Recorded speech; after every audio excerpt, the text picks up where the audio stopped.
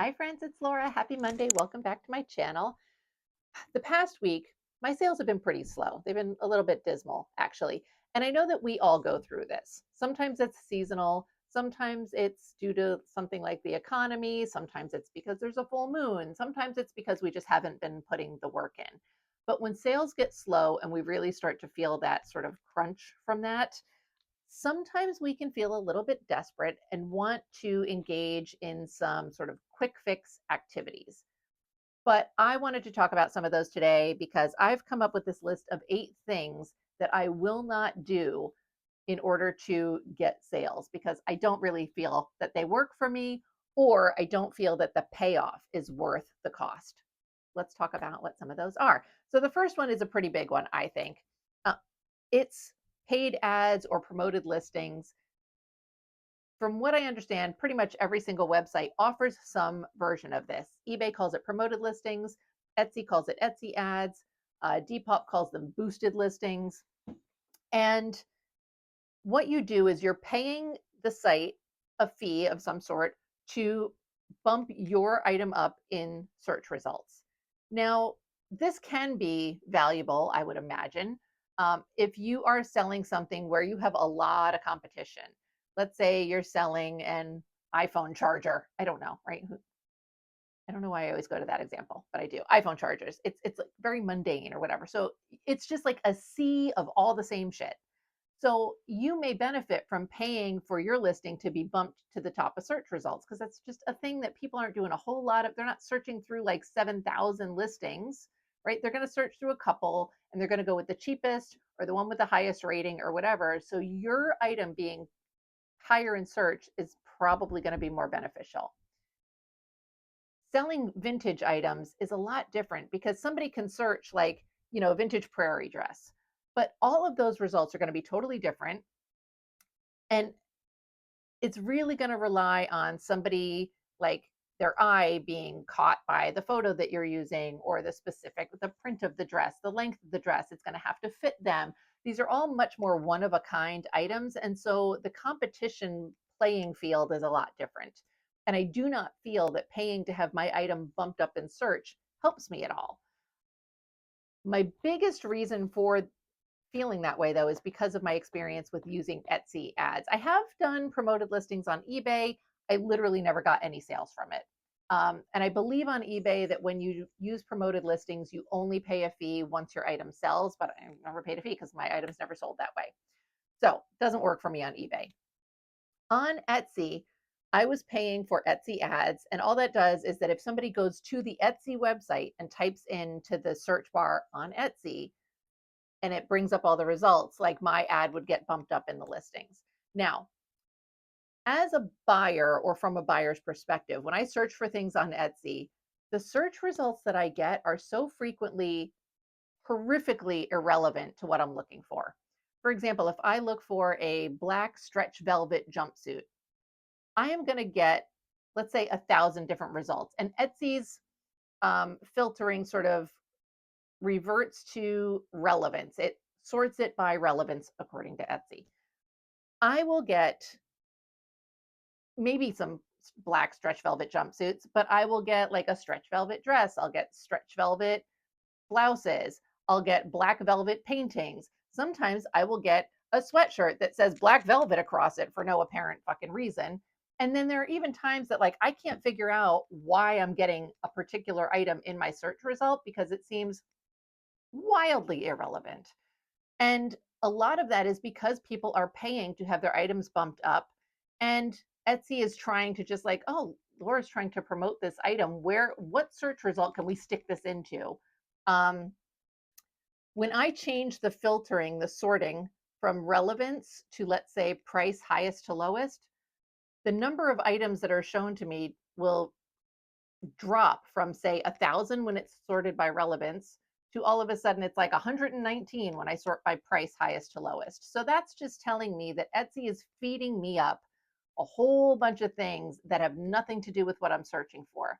Now, I understand what's happening when I get those results, and it's very frustrating, but I know how to get around it.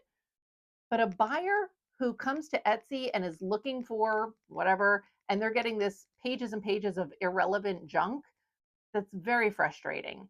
And I certainly don't think that there's, coming across my item and going, well, I searched for a black stretch velvet jumpsuit and hey, these black cigarette pants, these are pretty cute. So let me look at those instead. Like the number of times where that might happen is probably like very, very low. And then does that person actually follow through and buy anything? So I really did not get many sales from my Etsy promoted listings. But moreover, what the bigger problem for me was that when I decided to stop using the Etsy ads, to stop paying for my listings to be bumped up in search, my sales dropped drastically and it took like 3 months for that to recover. And that was every single time I stopped using promoted listings on Etsy. I tried it at least twice. I feel like maybe 3 different times. And I was paying for ads on Etsy for a long period, a year, 9 months, it was a while. And when I decided to turn that off, my sales dropped and it took, like I said, about 3 months to recover. So that's a major reason why I am not interested in trying this ever again. When we pay fees to all these websites, our final value fees, our just the fee that we pay every time we sell something, those fees were initially meant to cover advertising for us. That's why we use these sites. That's why we give them money, because eBay's a big name, Etsy's a big name, and so they pay advertising to get people to come to their site in the first place. So I shouldn't be paying extra advertising. So that's my item number one. Number two, using some sort of bot for a sharing service. This is primarily something that's done on Poshmark and Depop. Maybe there's other sites that do this too. A big part of the culture on Poshmark is sharing your listings. So when I'm putting something up on Etsy or eBay, I just kind of write the listing, I publish it, and then I wait for somebody to buy it. And I might every 3 months, maybe 6 months, take the listing down and put it back up again. But in general, you list it and forget it, right? On Poshmark, they want you to list it and then, like every single day, multiple times a day, preferably, go in and share your listing. And so, what that does is it's kind of like a social media thing where the most recently engaged with items get bumped back up to the top all the time.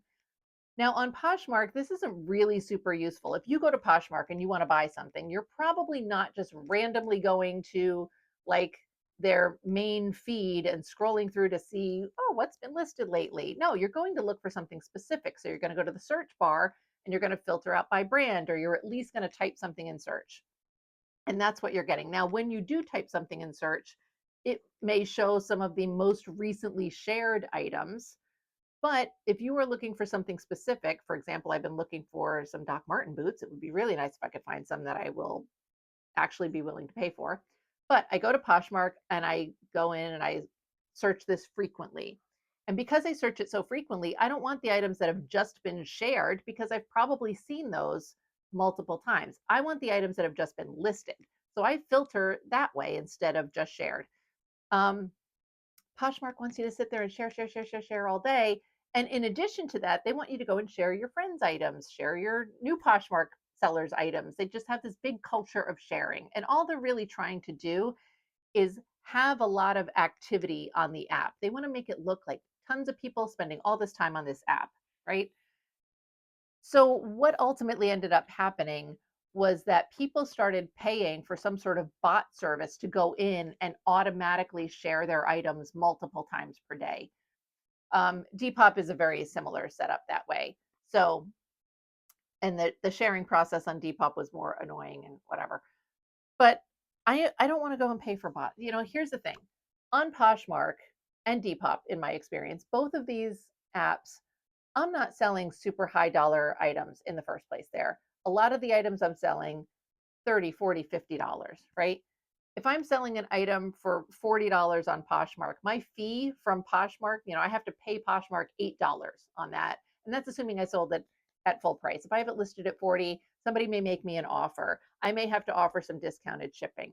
So I take my $40 item, assuming it sells at full price and no shipping discount, I'm down to $32. And then there's whatever my cost of goods was, right? Let's say five for funsies. So now I'm down to $27, whatever time I put into that.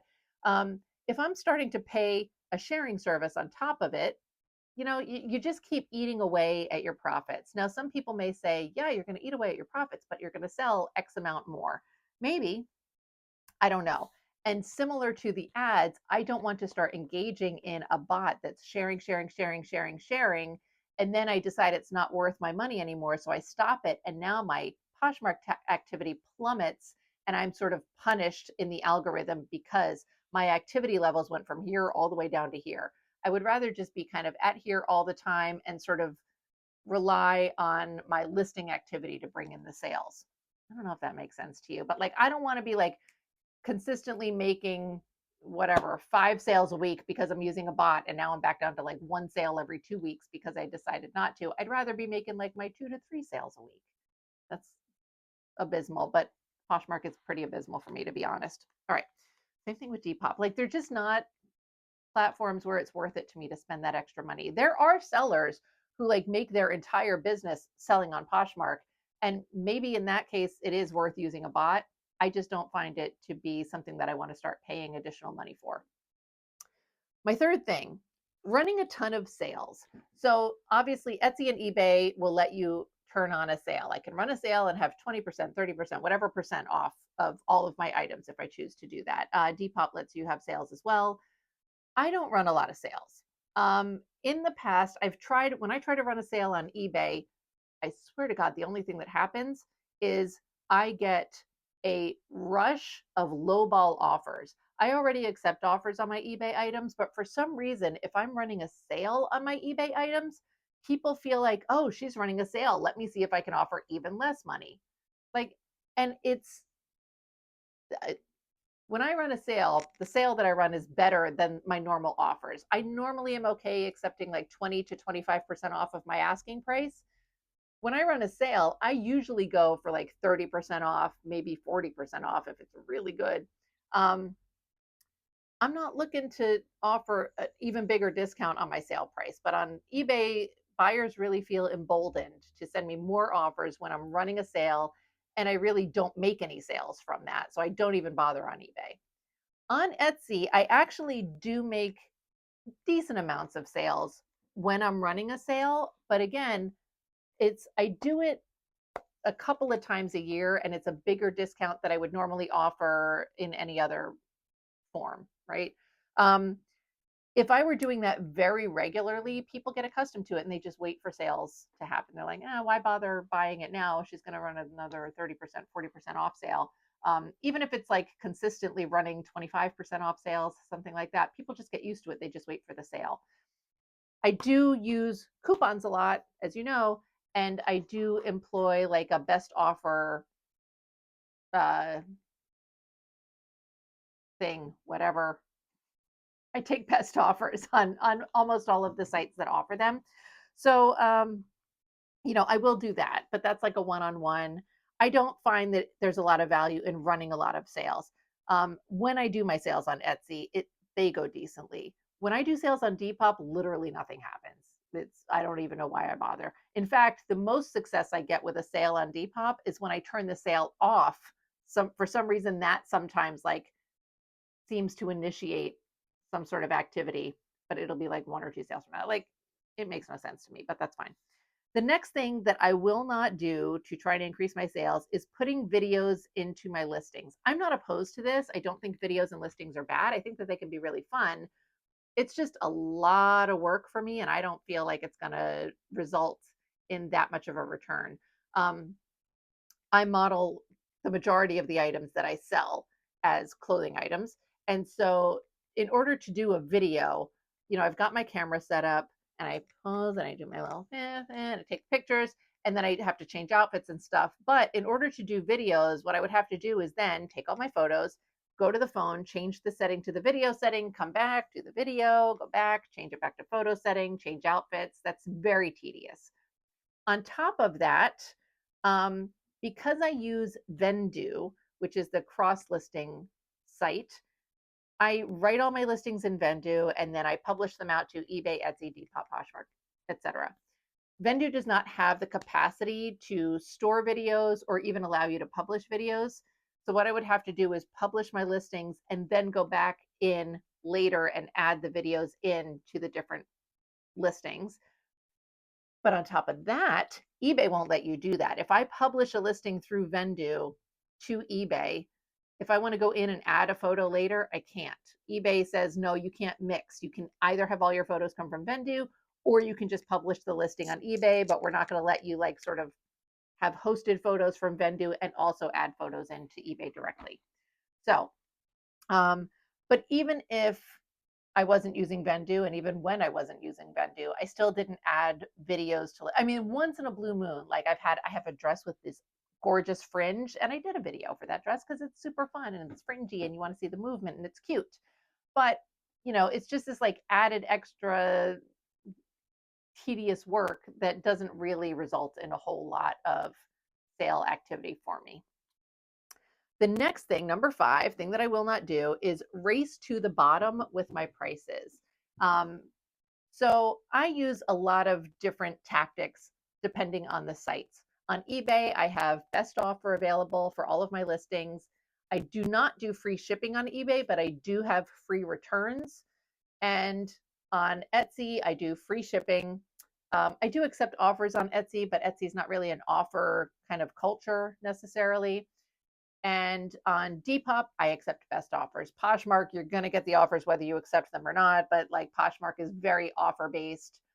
So I definitely engage in negotiations with customers, but the reason that this came up for me sort of too was because of Mercari currently. Mercari has this absolutely infuriating practice of not allowing you to send offers unless they're like significantly lower than the last offer you sent. So if I list something today and 5 people like it and I send out an offer that's 20% off, it'll send it out to those 5 people.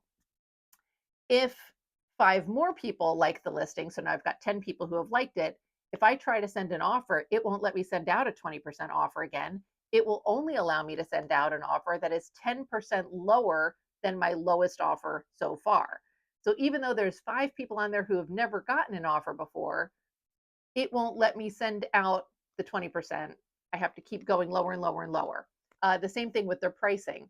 You can promote, which for them is not advertisement. It basically means that you can lower the price of your item and it will then tell anybody who's liked it, hey, Laura, lower the price.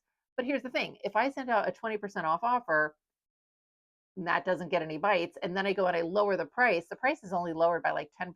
When I tried it recently, I couldn't even change what the new price was. So it said, oh, promote, which lowers your price. And it lowered it by whatever amount it decided. I think it's 10%. And it's like, okay, but I didn't get I did 20% off offers to likers already. So bringing it down by 10% isn't really going to do much for me, but okay. And Mercari also utilizes something that they call smart pricing, or you can turn this on where it just keeps decreasing your price at whatever intervals of time. I'm not doing all that. Like and like I've talked about this before. I've got items that I have had for literal years that you know, I'll let them sit. I'm okay with that. I absolutely like if people send me offers that are like a little lower than I normally want to accept. Sometimes I will accept a lower offer because I've had something for 5 years or whatever it is. But also, there's a lot. Do you know how many times I've had something for however many years and it sells at full price just out of nowhere? Now, maybe you've decided I don't want to have something in storage for 7 years, whatever. That's fine. Whatever works for you. But I don't mind having it sit here. I mean, whatever. Anyway, that's that's a whole nother story. I don't want to race to the bottom with my pricing. I don't feel like it benefits me in the long run. The other thing that I find really interesting is that when you sell things at very low prices, I feel like those are some of the more problematic client interactions. If customers are going to have a problem, be I don't want to say be very picky about flaws, but kind of. Those are likely the times when a client is going to come back, a customer is going to come back and be a little bit more of a problem is when the items are sold at very low prices, at like yard sale prices, blow it out prices, right? So I don't feel like it benefits me for that reason also. Let's see. The 6th thing that I will not do in order to sort of get my sales going, is purge my inventory after X period of time. I definitely have purged inventory before, but it has nothing to do with how long I've had the item generally. It's more about the item not fitting into the aesthetic of my shop anymore. I used to sell a lot more modern pieces, for example. I would sell Lululemon, I would sell Free People, but that's just not something that I offer anymore. And seeing those things sit around in my shop and be stale, it, number one, it just feels like, I look at it and I'm like, I don't want this thing sitting here anymore. Number two, when my entire shop is all vintage, vintage, vintage, and then it's like this rando Free People sweater, it kind of doesn't fit in, and the algorithms recognize that. So I do purge things on occasion, but mostly it's because the type of things I sell have changed. Or sometimes it's just like, yeah, I look at that and I feel like it was like, why did I bother buying that? I got myself to list it, but then I still, 3 years later, when the high school 42nd Street production t-shirt from 1990 has not sold yet, I'm like, all right, let me donate that. I don't need that anymore. But I don't look at an item and say, oh my gosh, I've had this for 3 months. It needs to go because it hasn't sold. Nobody wants it. Let's get it out of here. I don't feel like that's the way it works with vintage. Again, especially because you have to find the person who not only is attracted to that particular piece, but also is going to fit it. It's going to fit their lifestyle, all of that stuff. So I don't purge my inventory after a set period of time. People will say, like, oh, I'm not in the storage business, which is fine. But currently, my storage situation is still mostly working for me. And I am able to kind of like, you know, I can manage my listed inventory the way that it's stored. I have this space for what I'm doing currently, and it works out. Let's see. The seventh thing that I will not do for increased sales is selling anything and everything. Part of this is just a personal thing. If I am not interested in an item, it's a lot harder for me to get myself to list it. I have a hard time thinking of descriptions. It feels very tedious. I feel like I'm walking through mud trying to get these things done. I don't want to list electronics. I don't want to list sports equipment. I don't want to even list modern clothing a lot of the time. So that part is kind of just a me thing, but also I do feel like these websites figure out your area of expertise and present your items to your buyers because of that. Now, some people do have an anything and everything sort of business model. And I think that on eBay, for example, if you're selling a little bit of everything, eBay knows that that's what you do. So they're not saying like, oh, don't show Laura's, iPhone because she doesn't normally sell electronics. They're saying, well, she sells kind of everything. So just, they offer up what you're showing. But for example, I have a terrible time with vintage kids' clothes. Now, there's pieces that I've picked up in the past that I know are desirable. I've seen other people sell them for like a lot of money, but for some reason, when I get them and I try to list them, they just don't do well. And I will have them for ages and I'll send out lowball offers and I just like can't get rid of this stuff. And I think it's because, these platforms don't look at you as being an expert in that particular field. And it made sense to me once when I heard it explained in another YouTube video where if somebody is looking for a sterling silver necklace, and I happen to have one sterling silver necklace because I'm selling this vintage piece, are they going to show my one necklace or are they going to try and show the buyer a necklace from one of these 2 billion shops that specialize in sterling silver jewelry and have great reviews? And, there's often you want to go to kind of the expert in that field in a manner of speaking. And so that all sort of makes sense to me. So for me, my expertise is women's vintage clothing, and I do a lot better with that than I do with most other things. Um, Again, if you sell a little bit of everything, go for it. If that works for you, that's great. It doesn't work out well for me, generally speaking. Obviously, if there's something that's like super desirable and super rare, that might be a different story. But, I think that's more the exception than the rule for that kind of stuff. And then the last thing on my list, at least, number 8, the thing that I will not do in order to increase my sales is to hire some sort of assistant or virtual assistant to do aspects of my work for me. I just don't feel like this is worth it. I don't feel like my profit margin is large enough. I don't feel like the amount of sales that I get will justify me paying someone. And even if I decide, hey, you know what? Well, if I pay someone, there's like twice the work being done, so twice the sales. Um, it's just like a really heavy load on my shoulders to like know that I have to pay a salary to somebody else. I mean, number one, I'm not in a position where my sales are anywhere near justify paying another person to start doing work for me. But I don't think that I'd even want to get to that point, right? Um, I feel like if I'm making so much money that it's hard to keep up, I'm kind of okay being there. I don't feel this like rush to get massive, right? I don't want to get to a point where I have employees. I don't want to get to a point where I need to maybe rent storage. Maybe I do want to rent storage space. That's not a huge expense, but you know, um, I I think it's a myth that you have to keep growing exponentially in your business.